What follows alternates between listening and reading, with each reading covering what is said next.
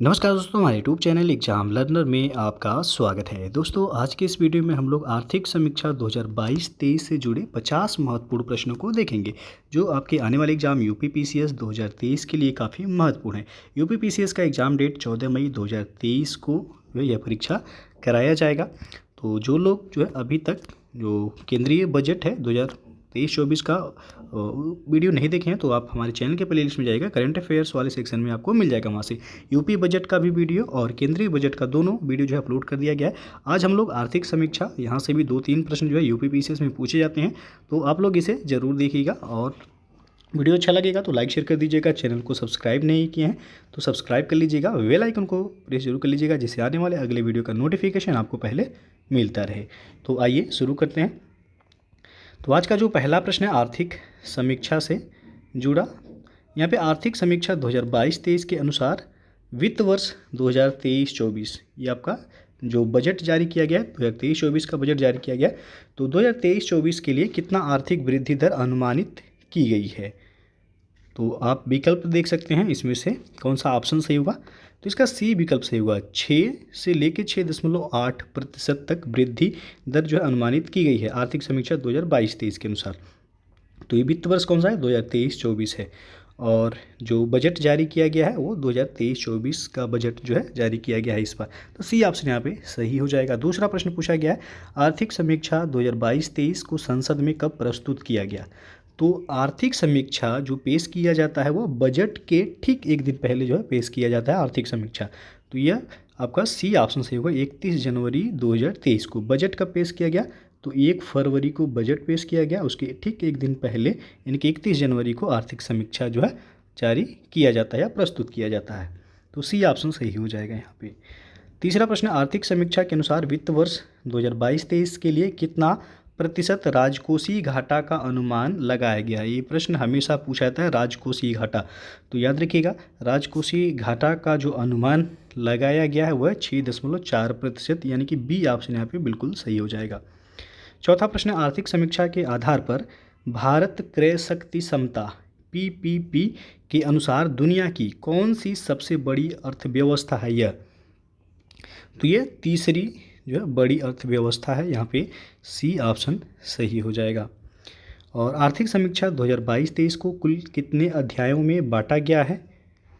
तो इसको 12 अध्याय में बांटा गया आर्थिक समीक्षा 2022-23 को, यानी कि बी विकल्प यहाँ पे सही हो जाएगा।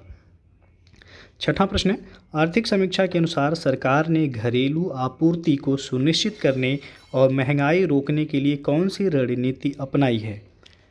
तो सरकार के द्वारा जो रणनीति अपनाई गई उसमें कपास पर सीमा शुल्क माफ़ कर दिया गया है, ये भी सही है। और गेहूं के निर्यात पर भी रोक लगा दी गई है।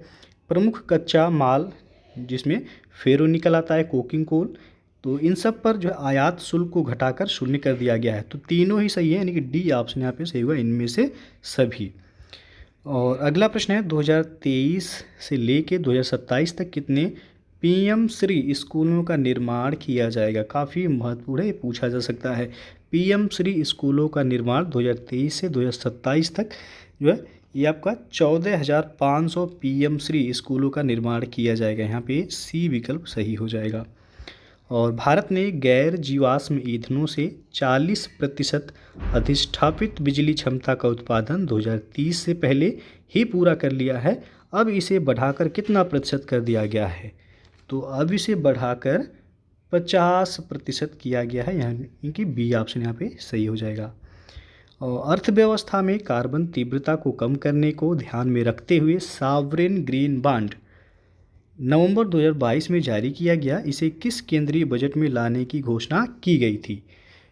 तो इसे 2022-23 के केंद्रीय बजट में ही लाने की घोषणा की गई थी, यानी कि बी ऑप्शन यहाँ पे सही हो जाएगा।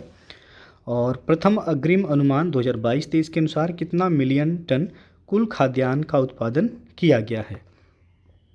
तो कुल खाद्यान्न का 315.7 मिलियन टन का उत्पादन किया गया है। यहाँ पे सी विकल्प आपका सही होगा। ये भी आपका महत्वपूर्ण है, पूछा जा सकता है। और अगला जो क्वेश्चन है, वित्त वर्ष 2021-22 में कृषि और संबद्ध क्षेत्र में कुल कितना प्रतिशत की वृद्धि देखी गई थी? तो यहाँ पे 3% की वृद्धि जो है देखी गई, यहाँ पे सी ऑप्शन सही हुआ। और आर्थिक समीक्षा 2022-23 के अनुसार भारत विश्व का कौन सा बड़ा मोबाइल फ़ोन निर्माता है, कौन से क्रम का? तो ये आपका दूसरा बड़ा जो है मोबाइल फ़ोन निर्माता है भारत। ये आपका आर्थिक समीक्षा 2022-23 के अनुसार डाटा है। और आर्थिक समीक्षा के अनुसार सबसे ज़्यादा जैविक किसान किस देश में है? तो सबसे ज़्यादा जैविक किसान जो है भारत में ही है। ये भी आपका आर्थिक समीक्षा 2022-23 के अनुसार। और आर्थिक सर्वेक्षण के अनुसार भारत में वन और वृक्षों के आवरण का कार्बन स्टॉक सबसे अधिक किस राज्य में है? तो सबसे अधिक यह अरुणाचल राज्य में है। यहाँ पे बी ऑप्शन सही हो जाएगा। और आर्थिक समीक्षा के अनुसार दिसंबर 2022 के अंत तक भारत के पास कितना बिलियन अमेरिकी डॉलर विदेशी मुद्रा भंडार था? तो भारत के पास दिसंबर 2022 के अंत तक जो 562.7 बिलियन डॉलर अमेरिकी डॉलर जो है विदेशी मुद्रा भंडार था। यहाँ पे सी ऑप्शन सही होगा। और आर्थिक समीक्षा के अनुसार भारत दुनिया का वह कौन सा सबसे बड़ा विदेशी मुद्रा भंडार धारक देश है? तो भारत छठा सबसे बड़ा विदेशी मुद्रा भंडार धारक देश है। यहाँ पे बी ऑप्शन सही हो जाएगा। और आर्थिक समीक्षा के अनुसार सितंबर 2022 के अंत तक भारत पर विदेशी ऋण कितने बिलियन अमेरिकी डॉलर था? तो भारत पर जो है विदेशी ऋण जो था वह 610.5 बिलियन अमेरिकी डॉलर था। तो यहाँ पे बी ऑप्शन सही होगा। और वित्त वर्ष 2021-22 के दौरान देश में कितना विद्युत का उत्पादन हुआ? तो 2021-22 में पूछा गया है। विद्युत उत्पादन जो है वह 17.2 लाख जो है गीगावाट। यहाँ पे ए ऑप्शन जो है सही हो जाएगा। अगला क्वेश्चन है, कुल विद्युत उत्पादन में द्वितीय सबसे बड़ा हिस्सा अक्षय ऊर्जा का है और आर्थिक समीक्षा के अनुसार यह कितना प्रतिशत है? तो ये 27.5% है। सी ऑप्शन यहाँ पे सही हो जाएगा। और वित्त वर्ष 2021-22 के दौरान कुल कितना किलोमीटर राष्ट्रीय राजमार्गों यानी कि सड़कों का निर्माण किया गया? तो 10,457 किलोमीटर जो है राष्ट्रीय राजमार्गों का जो है निर्माण किया गया है, ये 2021-22 वित्त वर्ष में। अगला क्वेश्चन है आपका कि आर्थिक समीक्षा के अनुसार भारत में कुल टेली घनत्व कितना प्रतिशत है? तो भारत में कुल टेली घनत्व जो है 84.8% है। यहाँ पे सी ऑप्शन सही हो जाएगा। और आर्थिक समीक्षा 2022-23 के अनुसार भारतीय रेल मार्ग का कुल कितना विस्तार हो चुका है? तो भारतीय रेल मार्ग का कुल 66,000 किलोमीटर का विस्तार हो चुका है। यहाँ पे बी ऑप्शन सही है। और भारतीय रेलवे विश्व का कौन सा सबसे बड़ा नेटवर्क है? तो भारतीय रेलवे विश्व का चौथा सबसे बड़ा रेलवे नेटवर्क है, यानी कि सी ऑप्शन यहाँ पे सही होगा। ये भी महत्वपूर्ण है, आपका पूछा जा सकता है। और निम्नलिखित में से कौन सा कथन सत्य है? तो इसमें आप देख सकते हैं, पहला दिया गया वैक्सीन निर्माण में भारत प्रथम स्थान पर है, तो ये बिल्कुल सही है। वैक्सीन के निर्माण में देखा जाए भारत पहले स्थान पे है। कच्चा इस्पात उत्पादन में भारत दूसरे स्थान पे है, ये भी सही है। और ऑटोमोबाइल क्षेत्र में भारत तीसरे स्थान पे है, ये भी आपका सही है। तो तीनों ही सही है, तो इनमें से सभी डी विकल्प सही होगा यहाँ।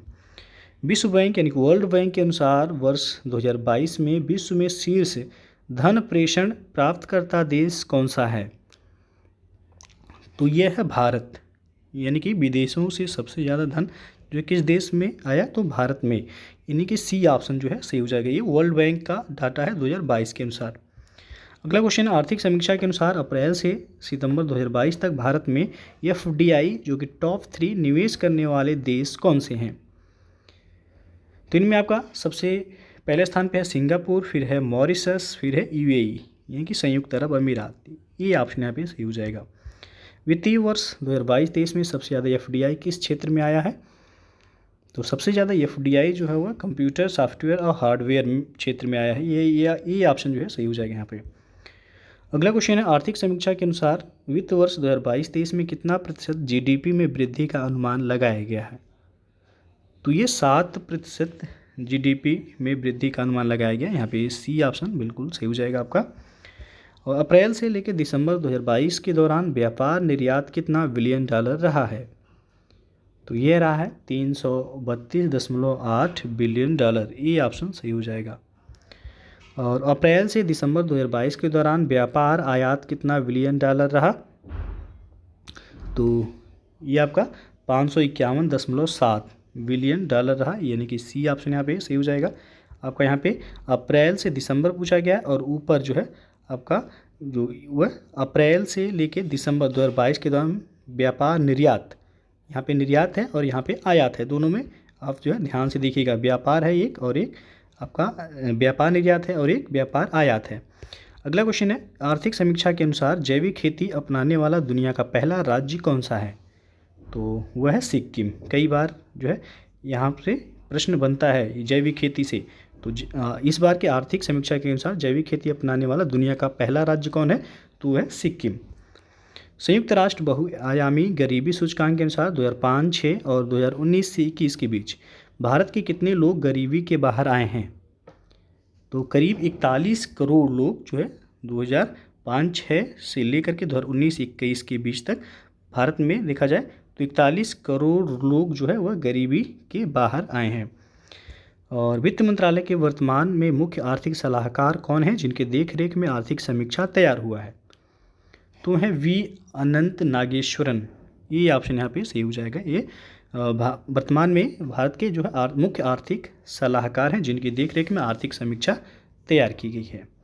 आर्थिक समीक्षा 2022-23 में वर्ल्ड इकोनॉमिक आउटलुक रिपोर्ट किसके द्वारा जारी किया गया है? तो यह रिपोर्ट जारी किया जाता है IMF के द्वारा, इंटरनेशनल मॉनिटरी फंड के द्वारा यह जारी किया जाता है। आर्थिक समीक्षा में विभिन्न देशों का नेट जीरो उत्सर्जन का लक्ष्य वर्णित है, जिसमें अमेरिका ब्रिटेन का लक्ष्य वर्ष क्या है?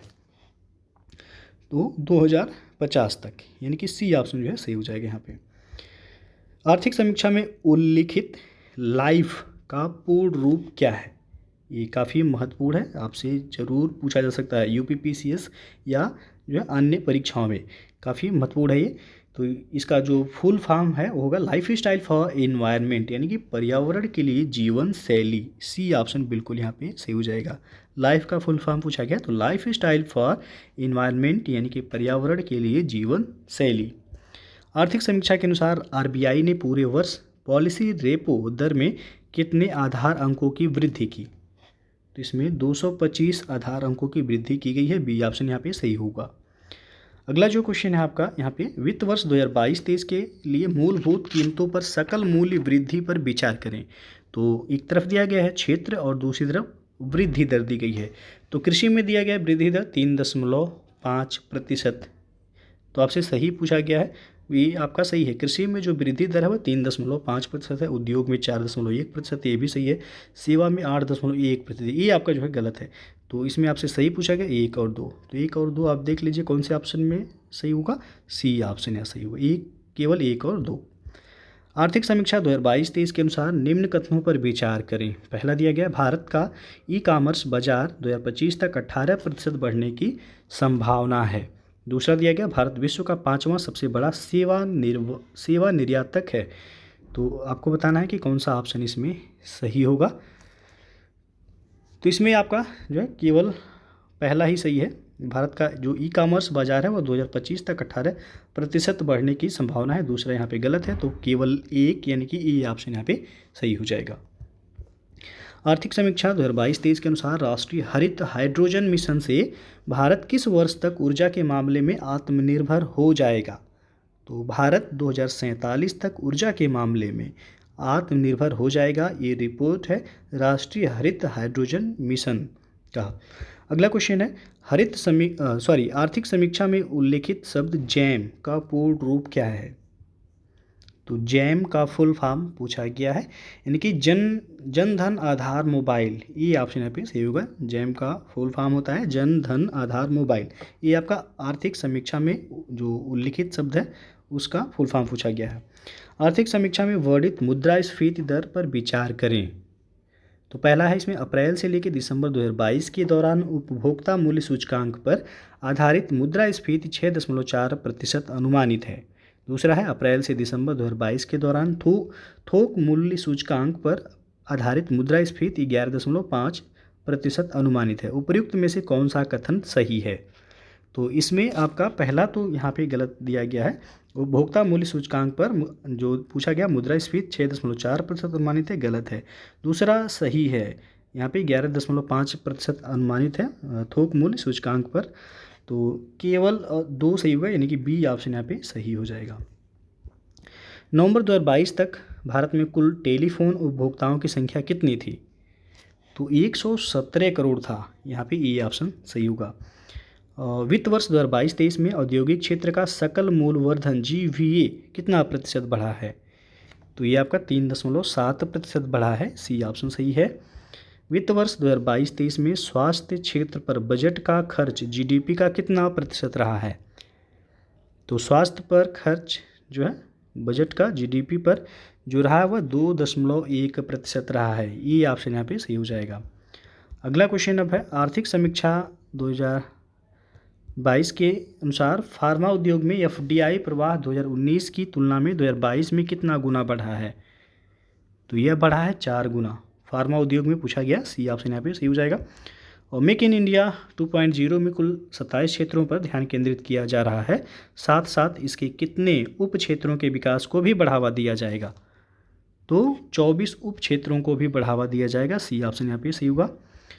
और आर्थिक समीक्षा के अनुसार जुलाई 2021 में कौन सा नया मंत्रालय सहकार से समृद्धि विजन को साकार करने के लिए लाई गई है? तो यह है सहकारिता मंत्रालय, यहाँ पे ये ऑप्शन सही हो जाएगा। और आर्थिक समीक्षा के अनुसार वित्त वर्ष 2022-23 में औसत GST संग्रह कितना करोड़ था? तो ये 1.49 करोड़ था, ये ऑप्शन यहाँ पे सही हो जाएगा। और अंतिम जो प्रश्न है आर्थिक समीक्षा का, तो आर्थिक समीक्षा के अनुसार 2015 से 2021 के दौरान ग्रामीण इंटरनेट उपभोक्ताओं की संख्या में कितनी प्रतिशत की वृद्धि दर्ज की गई है?